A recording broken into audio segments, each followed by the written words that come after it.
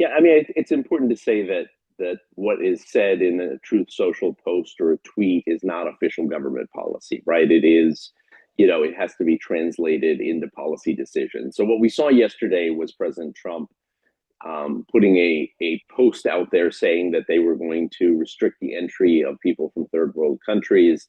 That has to be translated into an actual executive order or a rule, which then decides how policy will be made going forward.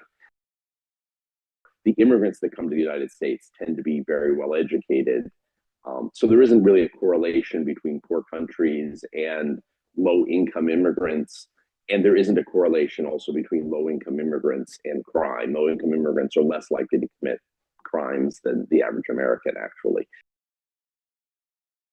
I mean, the person who committed the horrific crime in Washington, D.C., and it really is a horrific crime. I mean, but he was probably one of the most vetted immigrants who's come to the United States, right? Because he was vetted both before he landed, probably once he landed, once he applied for asylum, but more importantly, he was almost certainly vetted extensively and much more by the CIA before he was allowed to work in that special unit, military unit in Afghanistan, working with the CIA. So he is probably within the category of people that have been more vetted than most immigrants or most Americans, for that matter.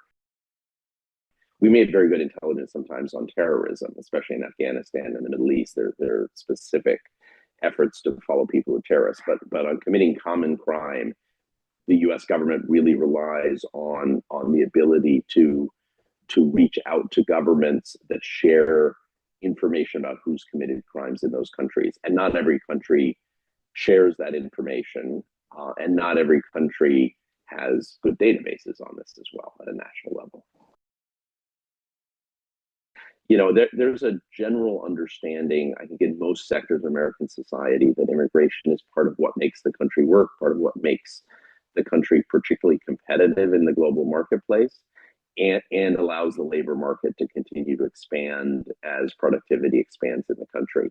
But, reasonable people can debate about where people should come from and who should come in and what skills they should have. And I think that's part of the future debate. Most countries in the developed world are trying to find ways of restricting access to asylum because the numbers of people who are coming and applying for asylum are simply too large to be able to make timely decisions on. The U.S. has largely gotten rid of asylum at the border. That's going to be litigated in the courts, but right now there's very little way of applying for asylum at borders. Europe has been slower at this because there's more restrictions and more court precedent that makes it hard to restrict asylum. But I think we're going to see this as a movement overall over the next few years in many parts of the world.